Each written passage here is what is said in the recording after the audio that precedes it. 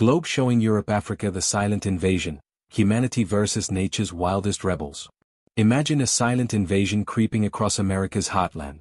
Not an army of men, not machines of war, but beasts, feral, cunning, unstoppable. They come not in tanks or jets, but on four legs, with tusks like knives and bodies like armored trucks. They descend in the night, ripping through cornfields, flattening fences, and turning peaceful farms into war zones. They are the wild boars. Nature's armored tanks. And they are here, in the millions. From the rolling fields of Georgia to the endless plains of Texas, families who have worked the land for generations wake up to ruin. Rows of corn flattened. Soybeans shredded. Rice paddies gouged into muddy craters.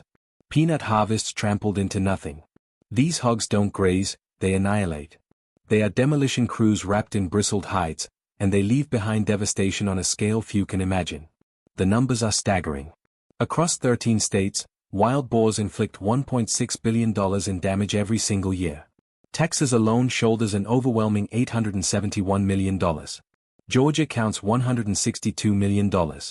Oklahoma bleeds $116 million. For the average farmer, that's more than $2,400 lost every year, money that could mean the difference between keeping the farm or losing it forever. Dreams vanish. Families break under the weight. Fields that once promised harvest now lie in ruins. But out of this destruction rises a legend. A name whispered with fear in Hill County, Texas. The monster that turned quiet suburbs into battlegrounds. His name was Titan. Crossed swords #Titan, the beast of Texas. Titan wasn't just a hog. He was a living nightmare. 800 pounds of pure muscle. Tusks curved like scythes. A body built like a tank, covered in mud and scars from battles no one saw. He appeared first at the edge of cornfields, a shadow too large to be real. Then came the destruction. Fences splintered like matchsticks. Lawns shredded into mud. Cars swerved off roads to avoid him. One pickup flipped, sending its passengers to the hospital. Titan was more than an animal, he was a force of nature, a walking catastrophe. Night after night, rifle shots echoed across the fields, but Titan slipped away. Too smart. Too fast. Too bold. Farmers began to whisper that he couldn't be killed, that he was learning, adapting, outsmarting every attempt to take him down. In Titan, farmers saw not just one hog, but the face of the invasion itself. Fire America's counterattack. Texas struck back the only way it knew how, with firepower. Here, hunting hogs isn't a sport. It's a war effort. The law allows it year-round, no bag limits, no mercy. Helicopters sweep the skies, hunters firing down at fleeing herds. Trained dogs chase hogs through thickets, their barks echoing like war drums. At night, hunters with thermal scopes wait in silence, fingers on triggers, hearts pounding as shadows stir in the brush. 500,000 hogs are killed each year in Texas. And yet, it's never enough. For every one shot, 3 more are born. One sow can produce 12 piglets, twice a year. Populations surge at 9% annually. The tide never recedes, it only swells. So farmers build walls. Steel fencing, 4 feet high, buried deep into the soil, reinforced with electric wires. Barriers strong enough to withstand a hog's brute charge, or even a pickup truck at 15 miles per hour. For small farmers, these fences are salvation. But they're expensive, and the war is vast. Titan himself laughed at fences. They bent. They broke. Nothing could stop him. Satellite Canada's resistance. North of the border, another strategy takes shape. Canada faces its own invasion, but here, farmers fight with brains instead of bullets. Drones with night vision sweep the skies, spotting hogs where human eyes cannot. Smart traps, massive corrals, bait entire families of hogs inside. At the touch of a smartphone button, steel gates slam shut, capturing whole sounders at once. Box traps mop up the stragglers. Motion sensors send instant alerts. And then, the most devious weapon of all, Judas pigs. Captured hogs are fitted with GPS collars, released back into the wild. They seek out their herds, because pigs never wander alone. But as they reunite, they lead hunters straight to their kin. Betrayal from within. It is brutal. It is relentless. And it is working. Canada may yet prove that technology, not bullets, will decide the future of this war. But Titan remains, a reminder that some enemies can't be caged. Globe showing Europe-Africa the war spreads. But America's battle is only the beginning. Across the world, humanity faces new front lines, each more shocking than the last. In Spain, Tourists sunbathed on beaches in 2022 when feral pigs stormed the sand, scattering families and draining over $1.2 million from the local economy. In Tennessee, an escaped circus bear rampaged through Gatlinburg, leaving $800,000 in damages before it was stopped. In Montana, coyotes strike in the night, slipping silently through fence gaps, slaughtering sheep in seconds. Farmers rise to find whole flocks wiped out, wool and blood tangled in the grass. In Kenya, lions stalk villages, killing 20% of livestock in a single season. Hyenas descend on herds, costing farmers $2.5 million in losses, leaving carcasses that poison rivers. In India, elephants, majestic but desperate, trample crops and homes, leaving behind $7 million in destruction annually. Villages fall silent under their footsteps, whole harvests gone in a single night. And in Indonesia lives another nightmare, the Komodo dragon. 11 feet long. Venomous jaws that crush bone. Only 3,200 remain in the wild, but to farmers, each one is a terror. Every year, they destroy livestock worth over $5 million. Hunters risk their lives, armed with rifles, spears, sometimes nothing but nets, to stop these living dinosaurs. Everywhere we look, nature is pushing back. Boars, lions, hyenas, elephants, dragons. Each species an army. Each battlefield a farm, a village, a family's future. Scales hash the eternal struggle. And so we return to Titan. Still out there, somewhere in Texas soil.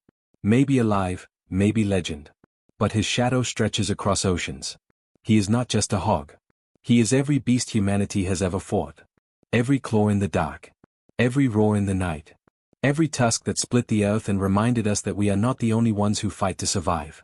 This isn't just about crops. It isn't just about money. It's about survival. About identity. About the eternal struggle between man and nature.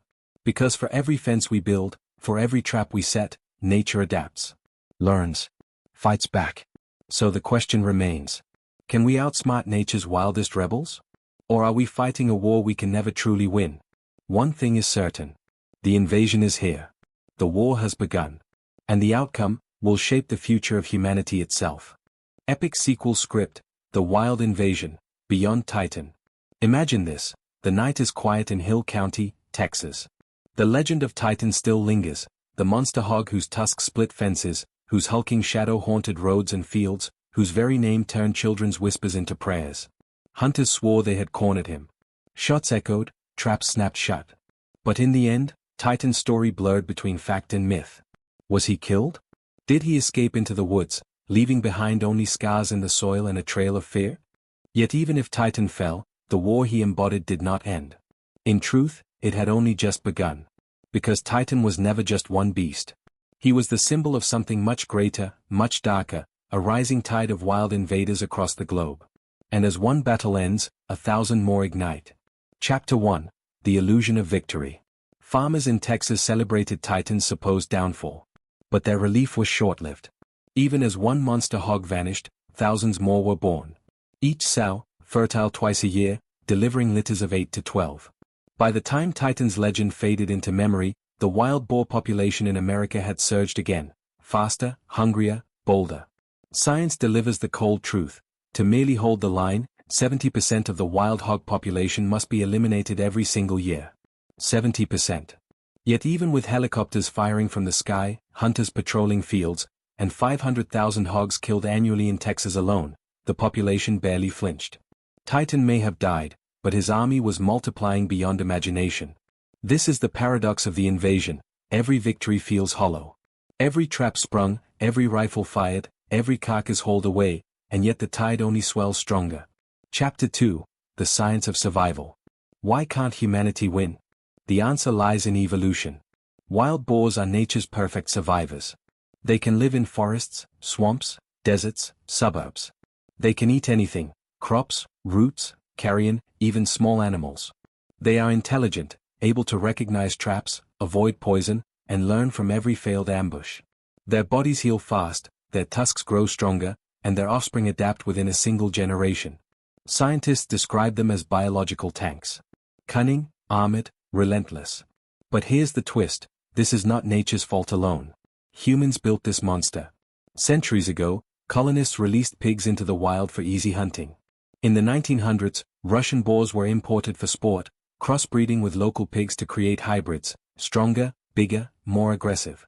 Titan himself may have been one of these hybrids, a beast engineered by human hands, unleashed by human arrogance. The enemy we now fight is, in part, our own creation. Chapter 3, The Human Rift. And so the question divides communities. Do we eradicate, or do we adapt? Farmers cry for war, rifles, poisons, fences, total destruction. Every crop lost is money gone, families broken, dreams destroyed. They cannot afford mercy. But animal rights groups rise in protest. To them, the slaughter of hogs, the aerial hunts, the poisons, are cruel, reckless, and unethical. We brought them here, they argue. Now we want to wipe them out? That's not justice. That's hypocrisy. Governments hesitate. Cities debate budgets. Traps cost millions. Helicopters burn fuel. Poison risks killing not only hogs but deer, coyotes, even pets. And so, while politicians argue, the hogs march on, field by field, mile by mile. This war is not only man versus beast. It is man versus man. Chapter 4, The Global Outbreak. And wild boars are only one front in a much bigger war. In Spain, feral hogs stormed beaches in 2022, scattering tourists, attacking swimmers, draining the economy of $1.2 million. On the streets of Barcelona, they were filmed charging traffic, overturning bins, spreading disease. In Africa, lions and hyenas strike farms at night. One season, lions killed 20% of livestock in villages near Nairobi. Hyenas tore through herds, leaving carcasses rotting in rivers, poisoning water supplies, costing $2.5 million in a single year. In India, elephants, majestic yet destructive, trample villages, flatten rice paddies, and kill hundreds of people each year. Their damage runs into the millions. In Indonesia, Komodo dragons, 11 feet long, with venomous bites that crush bone, raid villages for goats and cattle. Each year, they cost farmers up to $5 million in lost livestock. Some are captured alive, wrestled with nets and sheer human strength, others shot, but the fear remains. In North America, coyotes slip through fences, slaughtering sheep under the moon. In Montana alone, farmers lose thousands of animals each year. Meanwhile, invasive carp choke rivers, invasive insects devour forests, and escaped pythons turn Florida's wetlands into graveyards. This is not one invasion. This is an age of invasions. And everywhere, the same story repeats. Man versus the wild, survival versus extinction, chaos versus control. Chapter 5, Apocalyptic Futures. But what happens if we lose?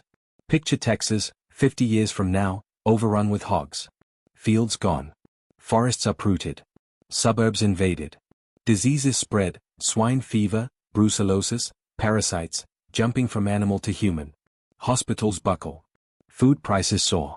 Picture Africa, where lions, hyenas, and elephants destroy so much livestock that famine follows. Families flee villages. Cities swell with refugees. The land empties, abandoned to beasts. Picture Asia, where invasive species clash with dwindling human populations. Forests collapse. Rivers suffocate. Farmers abandon their land, forced into cities. The world would not fall in one dramatic collapse. It would rot from within, acre by acre, field by field. The apocalypse would not come with fire or meteors, but with hoofprints and tusks. Chapter 6, The Last Stand. And yet, not all is despair. Around the world, warriors rise. Farmers. Hunters. Scientists. Communities. In Canada, drones sweep night skies, tracking hog herds with thermal cameras. Judas pigs, fitted with GPS collars, betray their own kind, leading hunters to entire sounders. Massive corral traps, controlled by smartphones, slam shut on dozens at once. In Africa, villagers form patrols with torches and drums to scare lions away. Farmers dig trenches, electrify fences, and invent alarms triggered by movement. In India, elephant corridors are carved through villages, safe passageways that allow herds to move without trampling homes. Scientists experiment with chili fences, bees, even fireworks to keep elephants at bay. In Florida, python hunters track the serpents through swamps, risking their lives in the battle against an invader with no natural predator. Everywhere, humanity is learning, adapting, evolving. The war is brutal, but it is not one-sided. Final chapter, the question. But the question remains, is this truly a war we can win? Or is it one we must learn to live with? Because here is the haunting truth, Every time we build a fence, an animal finds a way around it. Every time we poison, we risk poisoning ourselves. Every time we kill, they breed faster. And every time we clear one field, another falls. Perhaps the real battle is not against animals at all. Perhaps it is against our own hubris, our belief that we can control nature, bend it, dominate it, without consequence. Titan's story was never just about one hog. It was about us. Our fears. Our failures. Our arrogance. And our resilience. So the question remains, hanging over every farm, every village, every city on earth. Can humanity outsmart nature's wildest rebels, or will the beasts inherit the earth? The invasion has begun. The war is raging. And the ending is still unwritten.